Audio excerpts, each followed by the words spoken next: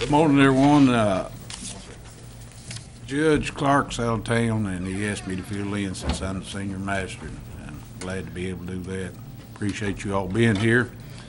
Kenny, we've got a quorum. Would you call the roll, please? All right, Master King, Here. Master Barger, Master Hughes, Here. Master Combs, Here. Judge Clark. Okay, we'll go to our agenda. The first thing is first reading ordinance 1308, land use change.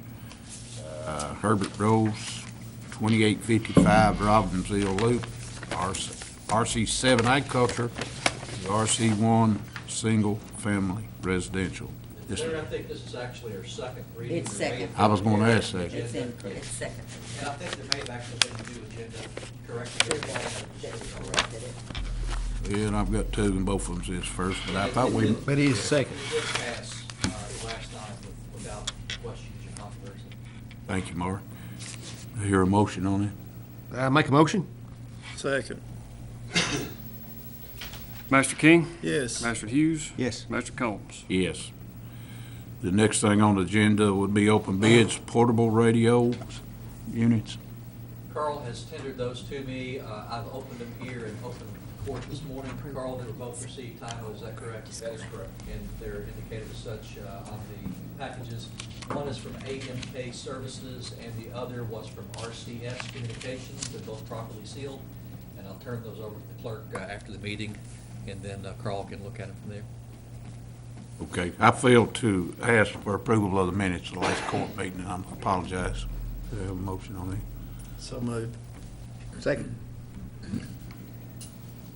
Master King, Yes. Master Hughes, Yes. Master Combs. Yes. I won't let that happen again. Well, we're gonna go in, we got a very, very short agenda, so we're gonna go into comments from department heads. Dwayne, Chief, come on up. Just a reminder that the Kentucky Forestry Division, their burn ban, open burn, went in effect October 1st, go through December 15th. That means you can't burn within 150 feet of the woods between 6 a.m. and 6 p.m. After 6 p.m., yeah, you can. But just want to do a little reminder. I also want to, we've had some pretty crazy fires in the last few weeks, and I just want to say my guys did a heck of a job, worked hard. I just wanted to kind of lift them up a little bit. Appreciate it. Chief, while you're there, have you had many calls about new fire department? I'm getting a few. I talked to a guy Friday for an hour about it. I'm getting mixed reviews on it. I mean, some people love it, some people, ain't crazy about it. Could you give them a ballpark figure if they'd go there? I mean, if they build one, put a fire truck, man it. Well, They're talking about a lot of money, aren't they? that's just it. Nobody really has a number, and I think that's why most are somewhat concerned, because most people realize that once you give a number, once things get going, there's something hidden there somewhere. So now it's a little more, and that's what they're concerned about. And so I think if there was a number being thrown out at them and it was a concrete number, I think they could sit down and look at it a little harder. But it's just some unknowns, and that's what they're trying to work through right now. Well, we have a good volunteer there at Whitehall. Yeah, Whitehall. What one of the bigger issues is Boone's Trace is only covered on Avawam Drive about a mile on both sides. If you go up Avawam, it makes one big circle. If you go a mile up both sides, that's where my 5 miles stops with your insurance rating. And so you got the back of that subdivision that just has no fire rating at all, and I would be scared to say, what their insurance rates are back there as far as what they're paying, and that's something I would challenge them folks to maybe investigate that and say, hey, if my insurance went from a 10 down to a 6, how much would I save? What would be my benefit? I've had several calls. I don't know if any of the other masters have. I've had quite a few, and everyone I've had, which is opposing it, and which I'm making no judgment on nothing until we hear both sides, which they having a meeting tonight. Yeah. At Boone's Trace down there at the clubhouse, so I'll be there to listen to some of the arguments, I guess, and either way, but, you know, as we look at it, and it is a great economy of cost, I mean, that we're going to, you know, if we do look at it in the future, and we got other fire departments that don't have no ISO rating, that's down to 6. We just got 2, I think, is, Yeah, we got Red Lick, Waco, and Kirschville all 9s. Union City is a 6.9, Whitehall's a 6.9, and the county is a 4.9. and even if they did get a station, I mean, it's going to take a while for they can even get that rating. I mean, with manpower, and it's all the pumps, the fire hydrants has to be pressure tested, and, you know, all that stuff that goes along with it to be able to get that ISO rating. And, you know, which some of the things is that the concerns people has is, as the homeowner association is wanting to charge them a fee for the next 12 years, and they don't want to implement that because they said once it is, then it can keep increasing if the homeowner association don't want it. But anyway, that's to be heard later on, but I have got numerous complaints of not wanting it. All the ones that complaints were against it. I mean, everybody that called me, they were against it. And like you said, I'm sure there's 2 sides to everything, but Yeah, you know, you're looking at a minimum of $250,000 for those people. I don't know exactly how many homes we have in there. They said at the last meeting it's around 400. Does that sound right? They said at the last meeting, but I don't. Wayne would know. Yeah. So Sounds about right. that'd be a big burden on 400 people.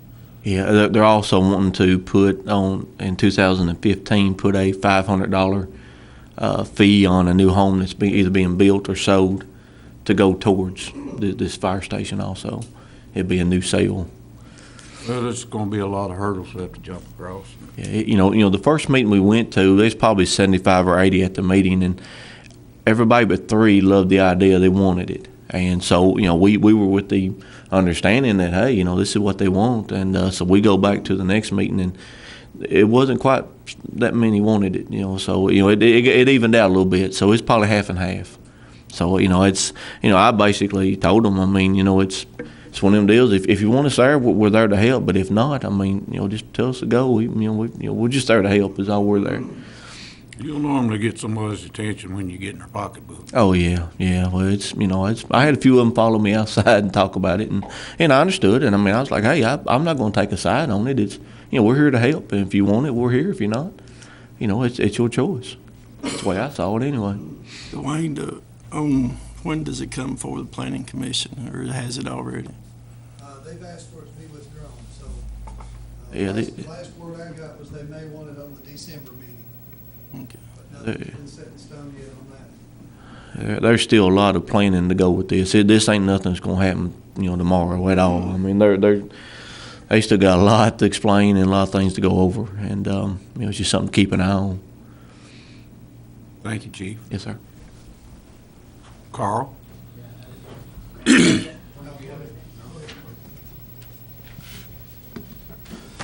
Thursday, we'll have our shooter exercise down at Berea College. The various departments and organizations that'll be playing in that exercise, Berea College, multiple facets of the college will be playing.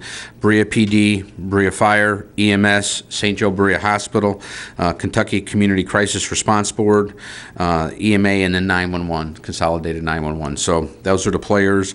We'll have patients moulaged up, and we'll be transporting patients to the hospital for treatment. And it'll be an interesting afternoon at Berea College. We're looking forward to the exercise. Done a lot of planning, worked with a lot of different people, and have support all the way up to the college president. He's involved in the exercise as well. So we're going to do mock media interviews with him over the phone like it would be in real life and things of that nature. So looking forward to that exercise. Should be a really good one. And then the calendar for 2014, the CSEP calendar has went to the printer last week. We're hoping to get a proof back this week, so calendar's on schedule. Should get delivery out in the Thanksgiving week like we always do. So that's all I have, unless you guys had any questions about your packages lately, monthly packages. No, go ahead. Sorry. Would you elaborate on all the signs that we have in our communities now that's up? I mean, I know what they stand for, but a lot of the people out there is asking questions What's all these signs doing up, so? That's the CSEP safety zones. We've got the community broken into 13 safety zones. We put out about 156 or something like that signs.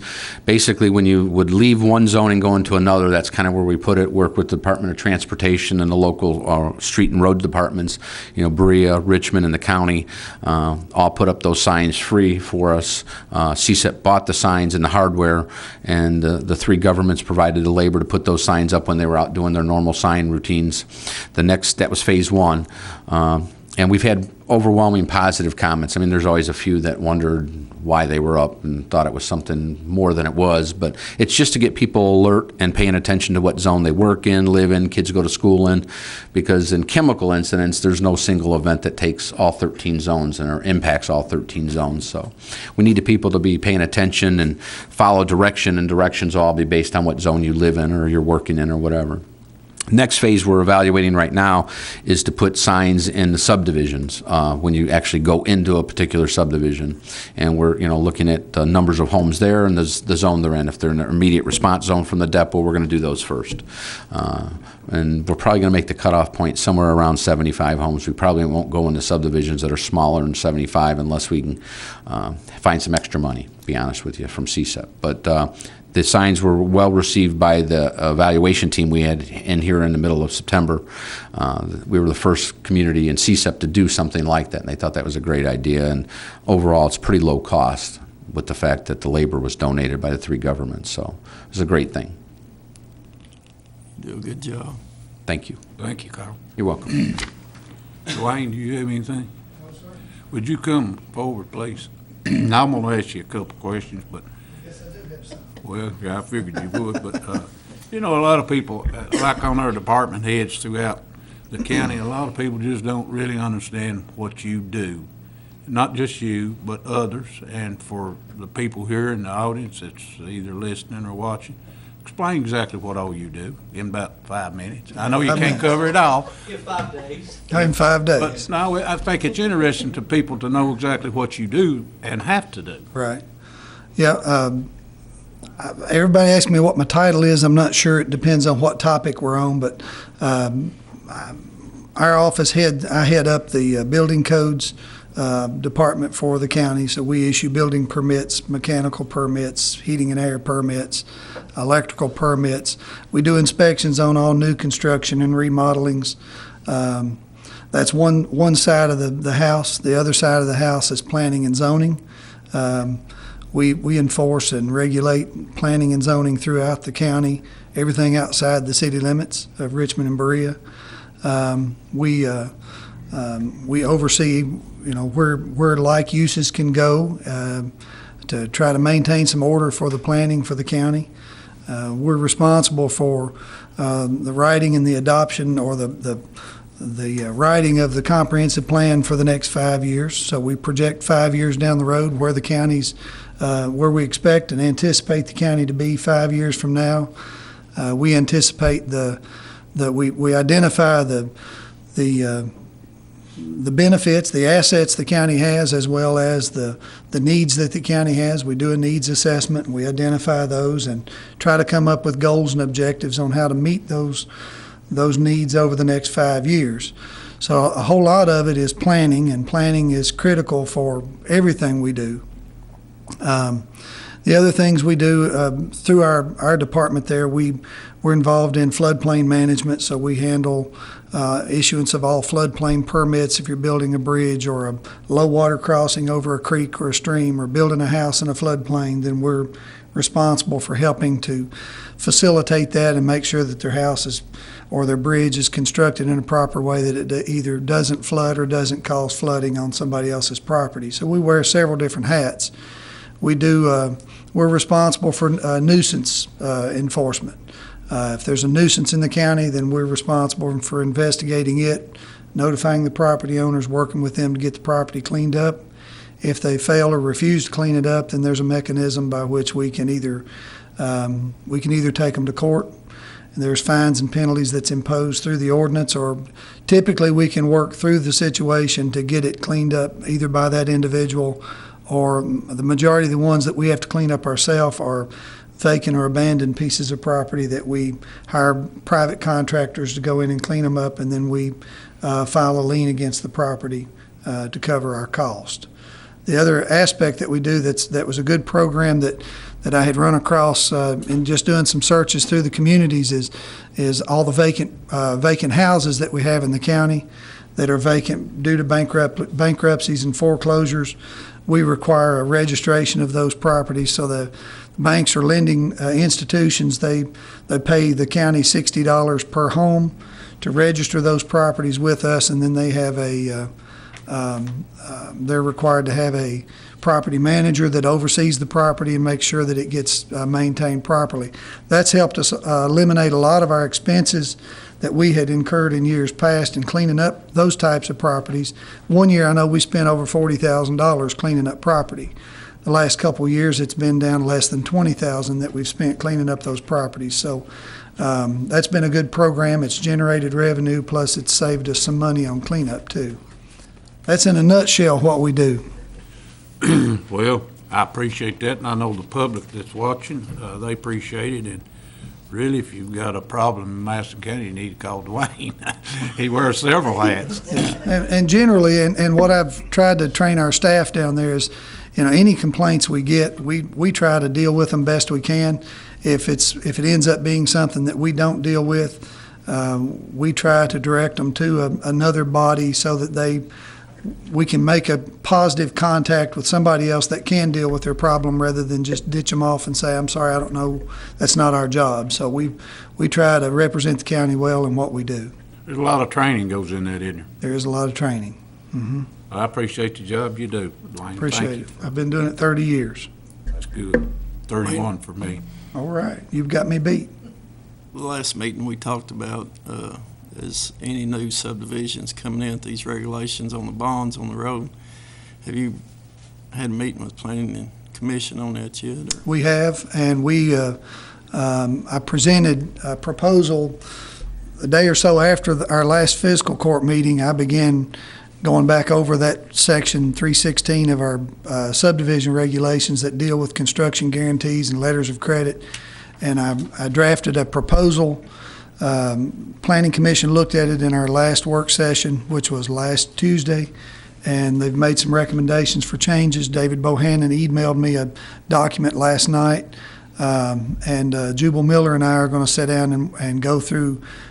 Dave has some concerns with even our current wording as it relates to KRS 100 and what our legal rights are for that.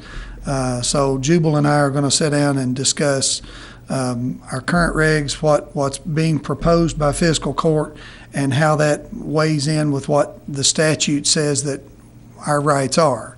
So we're going to weigh those together, and Jubal and I are going to work to come up with a proposal to go back to the Planning Commission as a recommendation, and then it'll come back for you guys for final adoption.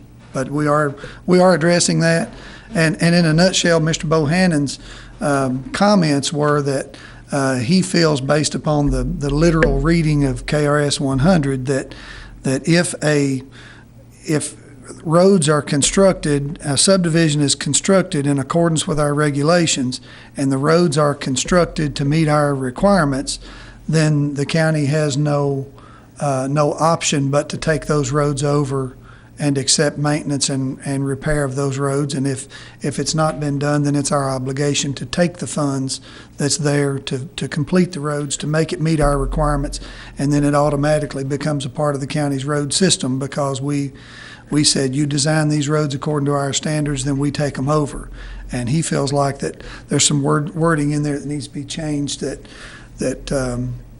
actually expedites the process for the county to actually take the roads over and take them into the county road maintenance system. So those are some of the legalities we're dealing with Jubal right now to see exactly where we stand on it. And that would be from day one, not 3 years down. That'd be from day one. So theoretically, what would happen if you started construction of a new subdivision today with the new proposed requirements? They would build all of the roads. They'd be inspected throughout, and then before we would ever approve the final plat, which would allow them to sell the first lot, The final surface coat of blacktop would have to be installed on the roads at that point, and that all the work's done at that point. So there's no other remaining or outstanding work to be done. Everything's been completed to meet our requirements. I had a contractor mention that to me. He said he didn't think it was right. I said, what's wrong? He said, well, why wait 3 years? I didn't think it was 3 years. No, this would be immediate. Okay. And to be honest, one example of where we are right now, we had one developer that had started development of a subdivision back in late '05. So his letter of credit was based upon asphalt costing about $47, $48 a ton. He went in and put the final 1-inch surface of asphalt on the roads, and it cost him almost exactly double of what his letter of credit was on that development. So, blacktop cost around $80 a ton now. It's it's pretty costly, and I think everybody agrees that the roads are better served and they hold up better with that surface coat of asphalt on, because it allows the storm water to go ahead and jump the lip of the curb, get into the catch basins, and get the water off the roads, which is the way it's designed to do anyway. Otherwise, it lays in the road, it ponds in the road, you end up with mud, you end up with silt, things that can't get to the storm drains, and then when you got cold weather coming, it soaks in, freezes, and pops, and that's where you get your potholes and your major failures in your streets. So this would help eliminate that by getting the water off the streets as well. I think it'd be a good idea to have it before they can build a house. I mean, Yeah. that way, as you said, I know you got bigger trucks come in later, but if it's really built to the specs, it should hold up to a lot of the stress that trucks would bring to it. Yeah, the one thing we're going to have to do differently from our office is once they start construction of homes in these subdivisions, we're going to have to be a little more diligent and pay a little more attention to them staging construction materials in the streets, where now they may pile sod up in the streets and dump their rock in the streets and various things. They're going to have a staging area off the street for their construction materials, rather than using the street as a continuation of their staging area for the construction project, because that continues to add more problems to the street issues. So we'll have to pay more attention to those things, and we'll have some that'll be violators of that, but we'll have it remedied and have them move it off the street and get it taken care of. Thank you, Dwayne. Yes, sir. Is that all? Very enlightening. How about the animal shelter?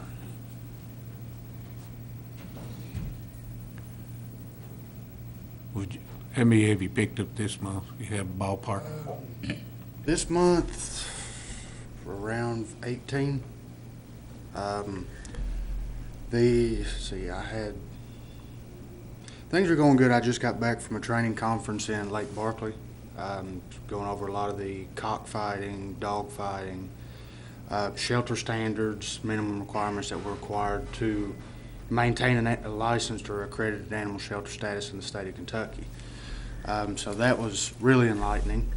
Things seem to be going really good. Yeah. Good. Thank you. You guys got any questions or anything?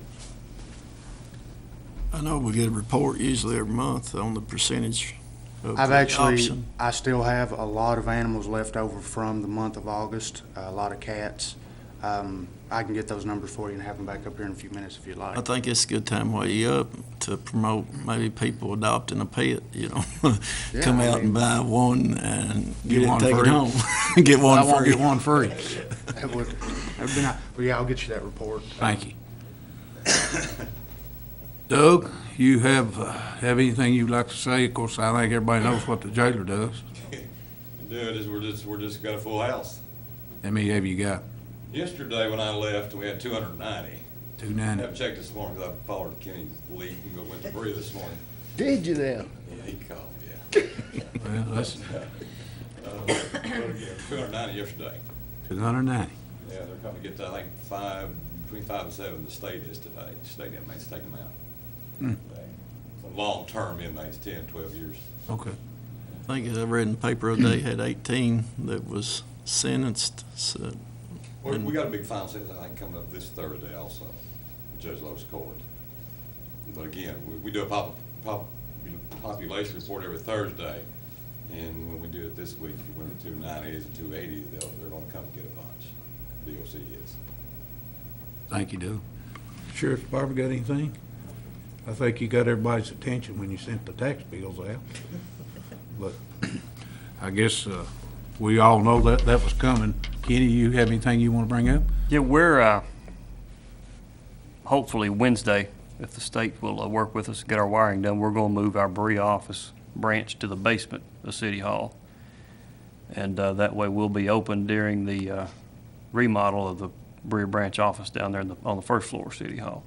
And that's due to, thanks to Carl and the city down there for letting us use that room. It's going to be a big convenience to the folks down in the southern part of the county, not have to drive all the way to Richmond while we remodel down there. That is a big convenience for people in southern Madison County, and then it takes workload off here also, right? Yeah, absolutely. So, well, we're glad you're doing that. That'd be good. Chris, are you back there? See you back in here? I was gonna ask him to comment. How about you, Linda? I don't have anything. You don't Thank have- you for asking. Well, you're sure welcome. And the judge's report, before I get to the magistrates, of course, our next court meeting will be the 22nd, and it'll be here, Kenny. It'll be in and Richmond. Doug. And, Pick me up, huh? Yeah, I'll pick you. and the battlefield on the 13th, that's the second Sunday, is that what we're talking about? Okay. We invite everybody out for that. And also, the trick or treat is the 31st from 6 to 8. And we have a Madison County Agency for Substance Abuse. You want to comment on that, Billy? Well, yeah, you know, Give the date.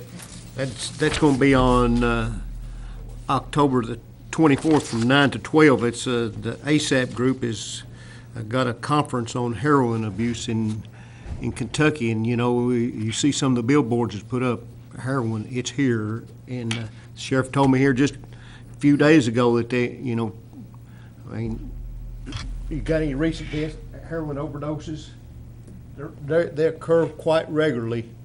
It's a big problem, so this is something that we as a community need to get geared up to battle, because it's here and we need to fight it. That's it. Thank you, Billy. Comments from masters? Mr. King? Everything's going pretty good. Doug, with their trash, he ain't doing too good job. Nah, I'm just kidding. But we do have trash out everywhere in our community, and you know, if you drive on the roads, and I know they can clean it up today, and by the night it's done scattered back out again. They do a good job in getting out working and taking the inmates out, and I'm glad that program it's working, and gives some back to the community of what the taxpayers is having to pay out as to house them. And at least with some of the program, I wish we could have about them all out working. And but I want to commend Doug on, you know, the trash detail that he has out of his department, and thank him for all the work that Neil and Steve is doing. And you know, Doing a good job. it's I see them a lot around the bypasses, even here in town, but there just a lot of them. I was out Dreyfus, and it just looked like a landfill on both sides of the day. And you know, it's a shame that people don't take pride in their community like they should. But I guess as drugs and everything else, people needs to be more aware to take better care of their community, because it is a place where we live and we raise our children, and we just want a good life. And again, I commend him and all of our department heads for the work they do. I know Leroy's been out, they've been blacktopping and making some of the roads look better and ride smoother. So, you know, they're doing a good job, and all of y'all doing a good job. So appreciate it, except Billy, but no, he's doing a good job. Greg? Billy Ray? Larry, you've done a good job today. Well, thank you. Yep, thank you. And I don't have anything else. Just glad to be here. I know, well, you stole my words. That's what I was gonna say. I'm just glad to be here. Mark, I overlooked you. I meant to, No, sir, I'm just business as usual. You're Well- welcome. You talk about the drug problem. come witness it tomorrow morning. We'll be there dealing with it all day long. It's unimaginable how big it is. Well, I want to compliment you and your staff, because you know I'm usually around Berea there on Friday, and Judge Harding was judged last week, and everything just went so smooth. And he had a pretty good agenda, and everything, and the people working for you done a really good job. Thank you, appreciate that. And I asked the other magistrates, you know, if you ever get time, just like Mark said, just stop in and sit down and watch what goes on. It's unbelievable how many people they go through. But they do a good job, Mark. Thank you, appreciate that. They work hard. Comments from the audience? I think I've talked to everybody. We've got some meeting here. But our next court meeting, like I said, would be the 22nd. Be here. Need a motion to pay the claims and approve the transfers. So moved. Second. Master King? Yes. Master Hughes? Yes. Master Combs? Yes. If I forgot anything, come forward now. If not, we will see you on the 22nd. Need a motion to adjourn. So moved. Second. All in favor? Yes. Aye. Opposed? Aye. Chris, run back there in the back. He knows I'm gonna put him on the spot. I had my hand on the door, and you said, "What about Linda?" And I went, Yeah. Chris is fine. Sir.